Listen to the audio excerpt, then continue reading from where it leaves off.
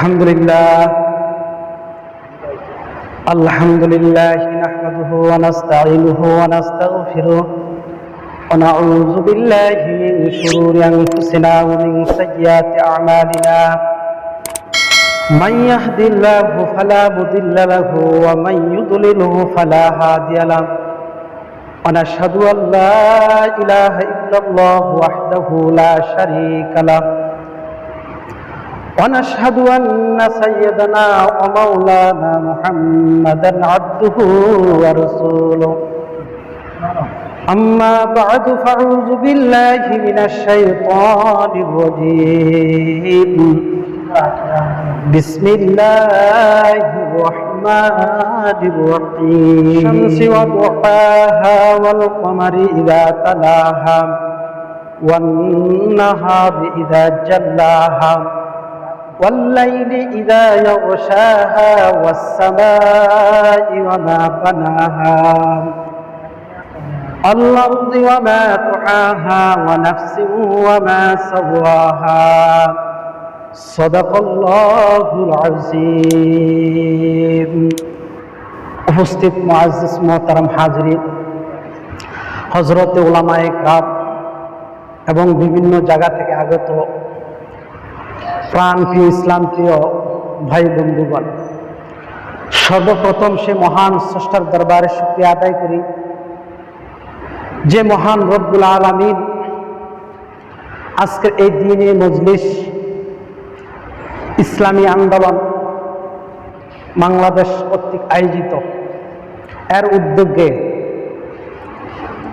আজকের এই আমরা যারা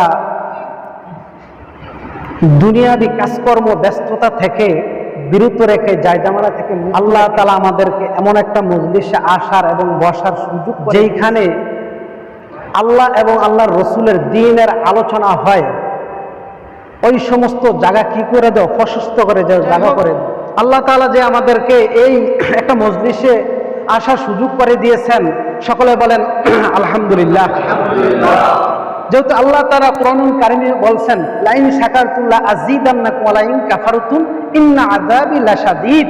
আল্লাহ রাব্বুল আলামিন তারা পবিত্র কালামুল্লাহ শরীফের মধ্যে ইরশাদ করেন, আল্লাহ তাআলা বলেন যে তোমরা বান্দা বেশি বেশি করিয়া নেয়ামতের কি করো, শুকরিয়া আদায় করো।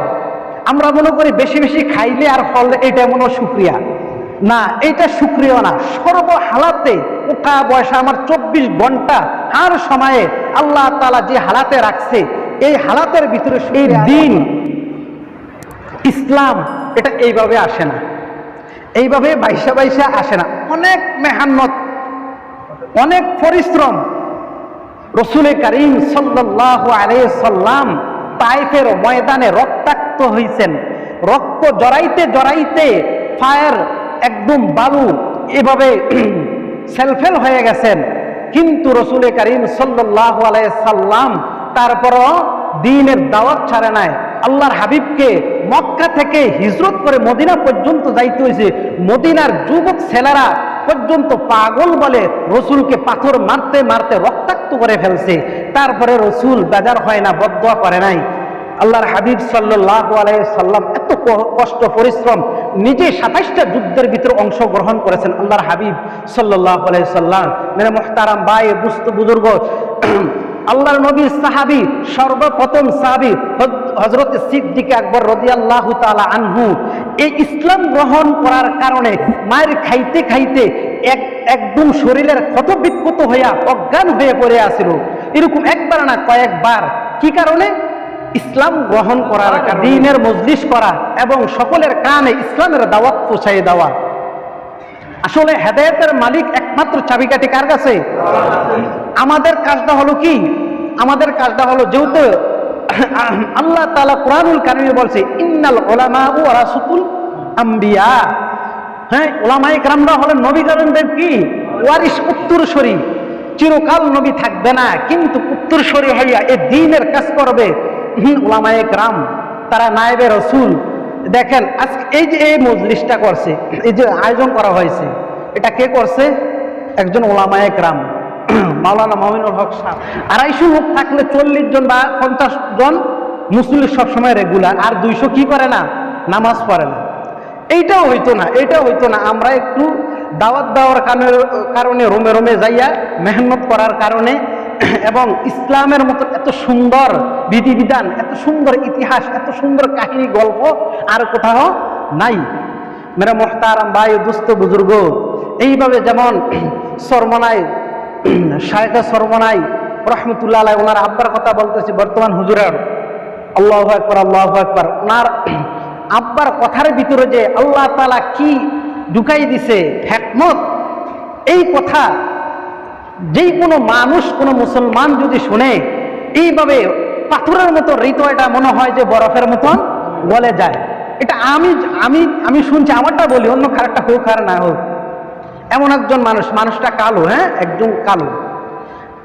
আমি ছোট্ট আমার গবেষণায় আমি অ্যানালাইসিস করে দেখছি, আমি ছোট্ট একটা মানুষ, যেই পরিমাণ মেহনতের কারণে বাংলাদেশে মানুষ, মুসলমান ইসলামের পথে আসছে, হেদায়েতের পথে আসছে, এটা তো উসিলা একমাত্র শায়েখে সরমনাই মেহনতের কারণে সবচেয়ে বেশি বাংলাদেশের ভিতরে সঠিক পথে এবং ইহদিনাস সিরাতাল মুস্তাকিম পথে আসছে। সকলে বলেন সুবহানাল্লাহ। দেখেন একটু চিন্তা করে, শায়েখে সরমনাই এইভাবে প্রত্যেকটা জেলায়, প্রত্যেকটা থানায় থানায়, গ্রামে গ্রামে যায়া যায়া এরকম প্রোগ্রাম মাহফিল করে, এরকম যারা দিন থেকে মাহরুম হয়ে গেছে, গাফিল হয়ে গেছে, ওই সমস্ত লোকদেরকে দিনের কথা বলে এবং কবরের কথা বলে, জাহান্নাম আর জান্নাত জাহান্নামের কথা বলে, লোকদেরকে উৎসাহিত করে, দিন এবং বয়ান করে। হযরত মনে হয় যে একজন কিছু বোঝে না, বেগুনা মাসুমের মতন এইভাবে বয়ান করে।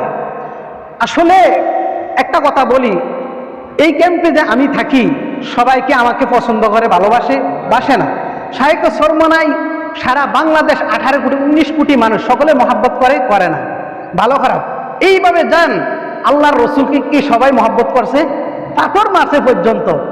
আবার মুসলমানদের মধ্যে কিছু মুনাফিকি করছে না, সামনাসামনি আইয়া রসুলকে বলে, ইয়া রাসূলুল্লাহ, আপনাকে এত মহাব্বত করি, এত ভালোবাসি, আপনার মতন ভালোবাসি আর কাউকে, নিজের স্ত্রীকে কাউকে ভালোবাসি না, ছেলে মেয়ে কাউকে ভালোবাসি না। কিন্তু পিছনে পিছনে যায় আবার কি ইবনে সুলুমের মতন কি করতো? মুনাফিকি করতো, আবু জাহেলের মতন মুনাফিকি করতো। রসুলকে বলতো যে, ইয়া রাসূলুল্লাহ, আপনাকে বেশি মহাব্বত করে, আপনি হুকুম করেন, কি করেন? হুকুম করেন যে কোনখানে যাইতে হবে। যখন যুদ্ধের সময় হইতো তখন তারা ব্যস্ততা, বিভিন্ন দুনিয়াবী ব্যস্ততা দেখাইত।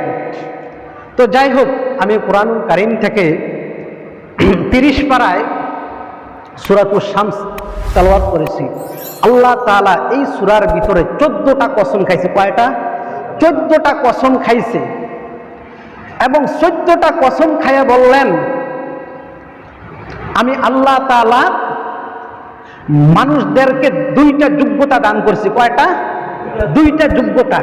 মেরা মুহতারাম ভাই, দুস্থ বুজুর্গ, আল্লাহ রাব্বুল আলামিন এই 14টা কসম খাইয়া সূরাতুশ শামস, এই সূরাটার ভিতরে আল্লাহ তাআলা 14টা কসম খেয়েছেন। আল্লাহ তাআলা কসম খেয়ে বলেন, ও আমার বান্দা বান্দিরা, শোনো, আমি মানুষদেরকে যে 2টা যোগ্যতা দিয়েছি, এই 2টা যোগ্যতা আমি অন্য জানোয়ারদেরকে দেই নাই, ফেরেশতাদেরকে দেই নাই। আল্লাহ তাআলা বলেন, এই 2টা যোগ্যতা হলো,